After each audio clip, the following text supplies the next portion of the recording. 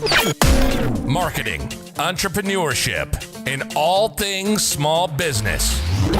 You're listening to the Profit 911 podcast. Now, here's your host, Justin Miller. Welcome back to the podcast, episode 12, 3 months in. We really, I mean, it's not like I didn't think we'd get to 12, but there's a lot of topics that we've covered that I'm like, I've listened to some of these back several times, and I'm like, I didn't hear that the first time. We haven't given up yet either. No, we're still rolling on strong. There's a lot more topics to cover. Oh yeah, we can you just keep writing scripts on and on and talk to ourselves all we want. We haven't even got to special guests yet. By the way, if you want to be a guest, reach out, email, and we'll get you on. So episode 12. This is hurry up and wait. Sounds boring. We're gonna make it fun. No one likes waiting. So we're talking about time, efficiency, and waiting. I think waiting is a key component in business success. Everyone wants it right now. I want to do it fast. I want it to be done right away. Sometimes, I do too, though. Yeah, I do too. I mean, I want things done efficiently, but waiting sometimes is really the way to. I think for me, waiting sometimes allows me to weed out some bad ideas, or allows me to really look at my process and say, "Wait a minute, that could be better." Well, and business owners, we're usually terrible estimators of time. Mm-hmm. Like, I think this should be done, in an hour. Why is it taking you 5 hours? Probably because, like you had mentioned in a previous episode, it might be the only thing on my plate that day. So you were completely right when you said that in a previous episode. If I have 2 things to do, I can make those 2 things last all day. But if I have 12 things to do, I get those 2 things done in a half an hour. Yeah. All right. So this topic came up, by the way, because of a Facebook post that became a debate. Not that ever happens on Facebook. Aren't all conversations on Facebook a debate or a shouting match? Yeah, I mean, a friend of mine, Todd, had posted a picture of an advertisement inside of Target for their grocery delivery. Didn't even know they did that. And, well, they don't here, I don't think. Well, maybe they do. I don't know. I used Walmart grocery pickup, which clearly I'm a fan of pickup then because I'm doing it. But his comment was basically something along the lines of, come on, you're not so important and you're not too busy that you can't come to the store to get groceries. I mean, I can see that opinion. That's reasonable. But that would be like saying you're not too busy to go to the bank and make a deposit. No, I'm not, but my phone will do it just as fast or faster. Well, it didn't sit well with me. Oh, no. Because you like to go have it ready for you and pick it up when you get there. This got off the rails, too, a little bit. So I was I'm like, so what's the freaking value of me going to the grocery store? Why? Who cares? Even if I'm free samples. Even if I'm not busy, can you make an argument of going to the store? Like why I should? Unless you have some sort of thing about loving to shop. I mean, like for me, I actually think that sometimes, like at Christmas, I love buying on Amazon, but I might go to the mall once or twice just to kind of feel like I'm in the holiday spirit, but I don't need to go. I certainly don't need to go to the supermarket. Well, they tried to burn South Park Mall down a while back here. Yeah, incense. I mean, if you're going to go, you might as well try something different. I mean, so I made the point. Well, here's why it didn't sit well with me. I was actually sitting at the Walmart grocery pickup, I think, scrolling through Facebook. Of course. So I wrote, I'm sitting in the car with 3 crazy kids. There is no way I'm going in to get groceries with them. I mean, as a parent, that's completely logical. Not only is it logistically a nightmare. Yeah. Well, it sounded like it to me, but he's also a parent. His kids are a little older. And he wanted to argue the point that, there were lessons to be taught to them by going in the store that outvalued the lessons of time saved and efficiency by just picking the damn things up. By the way, I didn't have time to go to the store that day. If I would have had to go in, drag kids, and shop. Yeah. But I still don't believe there's any value to them going in there.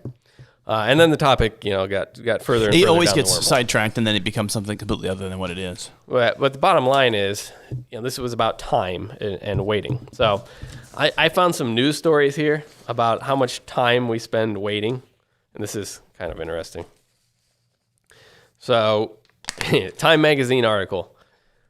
On average in a year, you'll spend 13 hours on hold waiting for customer service. 13 hours. In a year. That's a lot. I killed an hour yesterday with Intuit QuickBooks Online support. which I knew going in it would be. Yeah, they are. You're right. That's never a short call. Yeah, no, it should have been 3 minutes, by the way, with what we got done. So 13 hours there. Shopping, obviously, is huge. If you want to tally that in total, so like everyone's sitting around waiting, here's a good one. So like in-home services, like plumbers and contractors, waiting for them to show up. Like cable companies are infamous for this, telephone companies. So the cost in dollars to homeowners and renters, and this is a IBOP Zogby poll. I have no idea who the source is, but we'll just take the point. They may be legit, they may be not. But in a year's time, it cost $37.7 billion in lost time. Of course, that seems like an incredibly high number. Well, you're talking to millions of people, but you're right. It is. If everyone has to wait for 17 minutes. I mean, so Friday I have to work from home because a package is coming, signature required. Why can't it be delivered here? That would be nice. I wasn't the one that shipped the package. Okay. Enough said. So yeah, I get that. So here's another one, commuting, right? Average commuter, 38 hours in traffic a year. If you're in a major city, add at least 12 to that. I think some people are even 38 worse. hours? I think it'd be way more than that. Yeah, I think so too. I think we might have that in the Quad Cities here, which we really don't have traffic. Waiting in lines for airlines, coffee, collectively they did again 37 billion hours, but I've definitely stood in lines before. How many of these things are necessary, though? You can't get on a flight without having some sort of wait. Well, so we get annoyed at that too. So I have pre-check to save some time, right? Pay the cost, move up, and that I get annoyed when that line's long, but I paid a fee to save time there. There was value. I have looked at grocery delivery, by the way, as well. We have used the Hy-Vee delivery. I mean, and it works well. It's never been incorrect. I don't know. I do feel kind of lazy when I have them do that because I'm like, I could have just went to Hy-Vee and picked this up, but it does save that time. What about this? Reservations at a restaurant. You put a reservation in, have a time, and you still have to wait. Oh yeah, that does that irritates me a lot, actually. Doctor's office appointment. I just get used to that. I mean, it irritates me, but I have over the last year or so, one of the biggest things that I've tried to do to like keep my marriage from like falling off the rails is I'm practicing patience because I'm a relatively impatient person.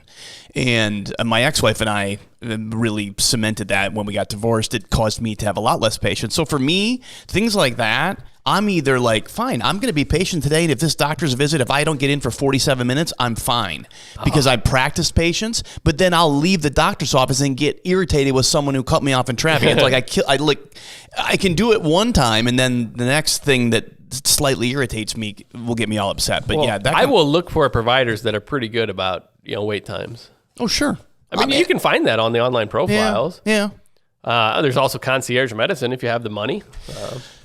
Yeah, I think if you're right. You can buy. I mean, you could probably hire someone to brush your teeth if you really wanted to. I use the telemedicine services all the time. I have used that, and my wife would never use that because she would be afraid that the guy was a quack or whatever. Well, no offense to my doctor friends, for stuff like that, I'm self-diagnosing anyway, and the MD on the phone knows it and doesn't care either. We all do it. You're right. I mean, or if it's a condition, if it's something that really needs seen, I'm not taking a butter knife and like giving myself an angioplasty. Well, I mean, you could try that, but like 30 minutes for waiting for a doctor. And we deal with a lot of medical dental. We help them. So it's one thing to look at beyond the scope of service we provide, but definitely waits in. 28 minute is the average for security line at the airport. See, that's not bad. Here's the going. 21 minutes for a significant other to get ready to go out. Oh, that seems low, actually. Although we have just gotten to the point now where we just go as we are. That's how we look like Tuesday date nights. It's like, let's not get dressed up. Let's just go. So let's put it back on the individual level, but over a lifetime. So the 37 billion stuff doesn't make sense. So, 6 months of their lives waiting in line for things. So 6 months lost waiting. So if you want to argue about lessons for your kids, what if you spent another 6 months with them because you weren't waiting in line? 3 days a year, basically, is what that breaks down to.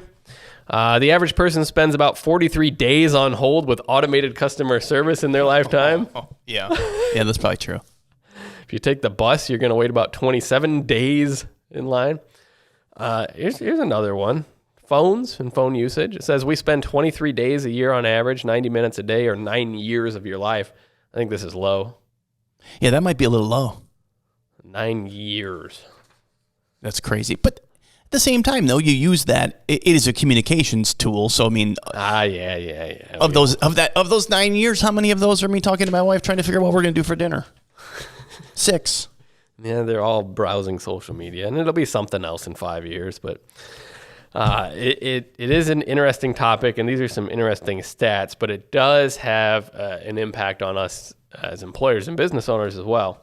When we come back up after the break, we're going to talk about a little bit about tardiness and management and how this plays into employee attitudes. So stay tuned. We'll be right back. When you listen to a podcast, do you think to yourself, I wish I could do that? I'd like to share my product, my service, my business ideas.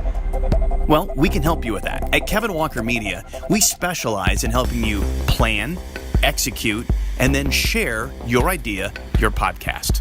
We can even help you create a video podcast if you'd like.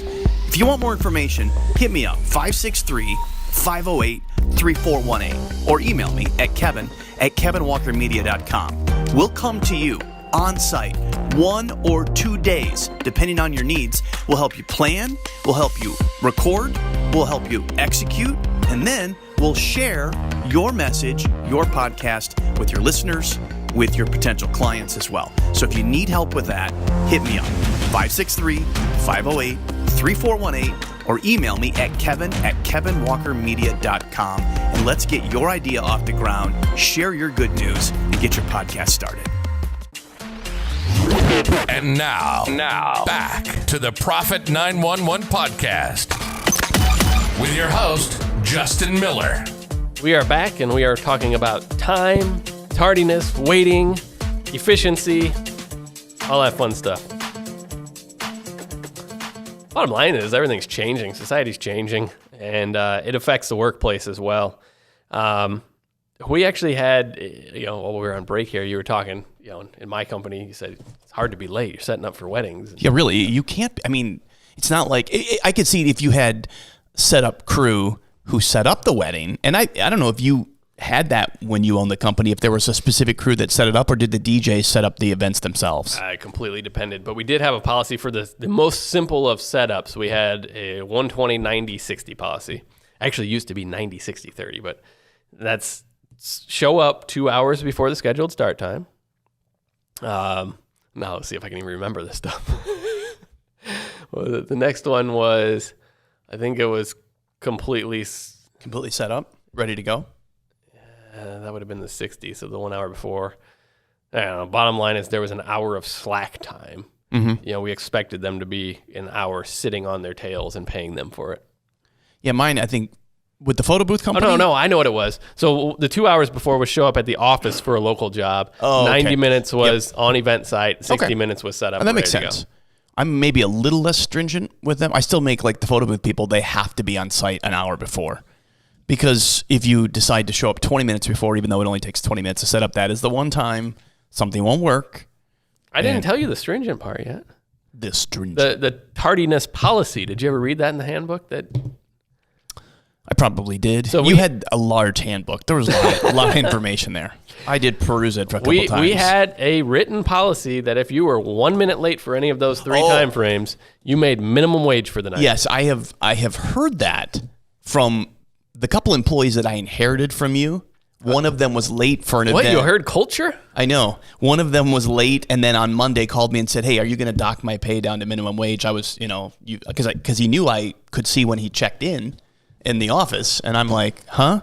I didn't say, huh, but I was like, and I'll let it slide this time. And then I had to go find the handbook because I'm like, I don't even know what he's talking about. The point, the point of the policy was preventative because bottom line is I didn't want people late. So if I was actually docking pay, which I may have done once, you were pretty much close to losing your job already. Yeah. The pay was pretty irrelevant. And if you wanted to argue it, probably we'd pay you the full amount and fire you. Fair enough. Yeah, that's what it came. So there's a fine line between tardiness and micromanagement too. Yeah. And teach their own on that. That's I had 3 time frames on there, and what you did between those time frames and within them was up to you. As long as you met those that. time frames, you're okay. Yeah. So I may have been micromanaging, but each of those time frames came because of screw-ups in the past that cost us a lot of money. Bottom line, though, and we touched upon this with the employee that was asking if they get docked, it really has to do with employee attitude and culture. And yes, we built some legends into the company that way. Every once in a while, there has to be a public execution, unfortunately. Yeah, some contriteness goes a long way. And it's not public; it's via story, right? Sure. I don't ever yell at an employee in front of other employees. It's not my style. Sure. But they know what goes on. Yeah, it gets through. Because as an employer, if you think your people don't talk about those policies or about what happened to Joe because he was 17 minutes late, then you're crazy, because they do. And here's the interesting part. So, where did this come from? An unknown source. Seems reliable. So, yeah, well, I'll agree with it. So, here's the employee kind of the attitude of people. We'll pretend it was a poll. I hope it was. If not, it's someone's opinion, but it gets the point across. So it says, can you be late and not be late? So where's that cutoff between real lateness? I'm like the military person, so 2 minutes early is on time and on time. But is that the whole thing where, like, if you want them there at 11, you tell them you want them there at 10:50? I don't like playing that game, but so here, less than 4 minutes late to work, not late. No, you're late. To me, you're late. If you're late, you're late. Less than 5 minutes late for a first date, not late. Yeah, that's probably true. I'm good with that. Less than 2 minutes late for a job interview, not late. No, you're late. I'll tell you, that won't get you the job here, and I don't care what job it was. Yeah, no, that's true. I would agree with that. Less than 14 minutes late to a family event. Oh, totally okay. Yeah, not late. Not late. No, totally okay. So we're situational again, right? Yeah, that's true. Very situational. And I suppose some of it is situational in how comfortable you are with. Like with my family, if I'm late, I'm going to text them and I'm late. No one is going to say you're not. Oh, sorry, don't come for Christmas because you're late. Yeah. I'd be like, save me some, crack a beer for me. I'm on my way. And I've got accused of micromanaging. I had someone that I felt was taking more smoke breaks than working. That is the one thing, and I don't know, we've probably discussed this before, of the handful of employees that I know that either worked for you and me, or that I know that worked for you. That is the only negative thing that I ever really heard, was that you were a micromanager and that you were constantly on people's ass. And I'm like, I don't think that's true. I think he was knowing you, I'm like, he has policies in place, he knows what he wants, and he has an expectation. I don't think that's... Right, I didn't manage the person. I had the expectations laid out, and I would pay attention to whether or not you met the expectation. And I think those people, the couple of them, felt like you were managing them, when in reality you were just working the system. Yep. And they just didn't. I mean, because some people just don't get it, or they don't understand the value of it. Well, it's the only way I could have predictable outcomes is to manage the process. Yeah. Like, everyone follows this process. If something gets screwed up, I take complete blame for it because I created the process. Well, you're a better man than I am then. I do feel that is true. If we set something up and it fails, I got to take some blame for it. But I'm also quick to be like, I wouldn't have fallen down had you not tripped me. Well, and I would take the blame the first time and then make the process. Yeah. There's a new policy. We don't trip people anymore. It's true. We've outlawed that. And if you do, here's what's going to happen. Yeah, that's true. Okay. Yeah, so I think a little different on that. Another reason that I brought this up as a topic, though, is I was reading a book, and it was talking about management of projects, which is, a lot of our work is project-based, large projects here in my company. And it said 80% of the time in a project is spent waiting. And it's true. It's waiting on input from someone. Mm-hmm. It's waiting on the next step. And it just sits. So the work just sits in some manner. It drives me nuts. Is that unavoidable in some situations, or is it always a breakdown in that system? I don't know. So I think there's always room for improvement, I think. Sure. I think my process has vast room for improvement. That's why right now, as we're recording this, there's a posting for a project manager that's job is to deal with this. And really, their job's to eliminate as much waiting as possible. Make sure can we do X, Y, Z simultaneously? Is this sitting between people, et cetera, et cetera? Even more difficult with remote teams. True. Different time zones. Mm-hmm. International and domestic can throw things off. or it can help things because now you have 24-hour cycles. So it all depends. But, we have some projects that take 6 months. And I am on a mission here this year, assuming it's January when you hear this, to get the 6-month project down to 6 weeks.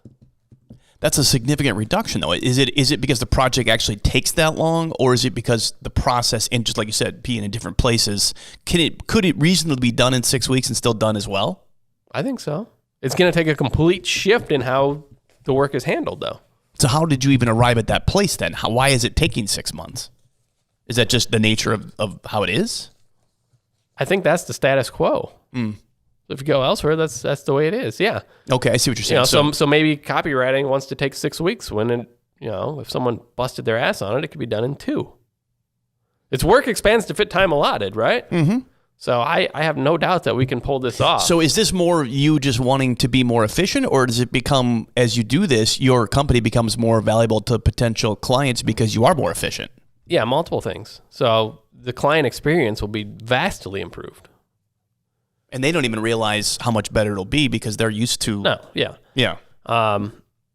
The profitability will increase. Again, work expands to fit time allotted, and I'm paying for all the work. Yeah. I think it's just better for everyone. And then we can, if the client experience is better, it's more profitable, we can dump more money in and we can scale up. Makes sense. Now, I'm only going to say it on this podcast here. Mm-hmm. Because this is going to be a big shift already.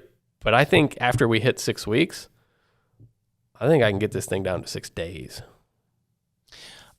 I would never say that you couldn't do that because I know how efficient you can be. I just wonder if is it even possible to go from 180 days to 6 days without... Right now, it's not. But you think with the right systems or just the right concentration? I do think you're completely right. There are lots of projects that just are waiting.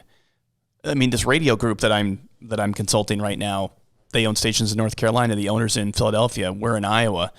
And they're very often that projects wait because I'm waiting on an approval. Or I'm waiting on a team member who I can't physically walk down the hallway and say, hey, what's going on? And when you're spinning 17 other plates, you just let it sit and you go on to the next thing that someone didn't do yesterday. So I think it is possible to cut that down. I'll be really curious to see by May or June if you've got it down. So if you cut it down from 6 months to 2 months, is that success? Or are you still not where you want to be and it's not a success? Well, yeah, it's continual improvement, right? We had to pick some markers, and these are dramatic ones. They're aggressive, yeah. So that's what we picked. But to answer your question, can it be done in 6 days? I think so. So on the staff holdup sides, it means I have to have staff available, and I have to have a very streamlined process for what we're producing, what the outcome is. Mm-hmm. From the client side, clients are a holdup on our process too.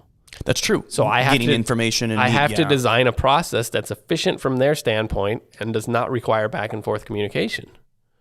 Now I'm interested to see how you're going to do that, because that seems to be like the lifeblood of how stuff gets done is that communication back and forth and the requirement to have to talk to somebody 4 times to get the answer you could get in one conversation with a client. Yeah. So it all comes down to asking the right question up front, which we might not know the right question right now, but as the process is put in place, we'll get there. It sounds, so I'm fully aware I don't know what I don't know. Sure. But you are self-aware enough, and there's a huge difference. If you know what you don't know and are self-aware and are searching for it, that's hugely different than just being ignorant of what you don't know. Sure. And if we get this down to 6 weeks, we can increase client flow. If we get it down to 6 days, we can increase client flow. If we do that, I can hire more people. Everyone wins. Everybody wins. Yeah. As a business owner, I win a lot too. Oh, yeah. I'll be watching but you walk down to the bank. Everyone along the way does better too. I don't think our client experience right now is great, and I will say that. The outcome of what they get is valuable enough that no one has said anything. So the end result for them still is positive. Yes, the value's there. You want it to increase all of those things. You want the value to still be there, but you want it to be more streamlined. You want it to be quicker. If I'm going through this process as a client, I'm not overly impressed. I'm getting value and I'm going to pay the money, and I'll be happy with that. But there was no wow. Well, there's the other thing. Do they even know? No, does the client know they're not getting the process that they deserve? Well, no, because it doesn't exist. Well, that's what I mean. So the thing that you're striving for, you're right. No one is dinging you for it, but you're wanting to make it better because you realize all the upside. Continual improvement, baby.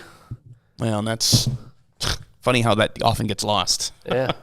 And the clock continues to roll. We're going to cut this one. Boom, yeah.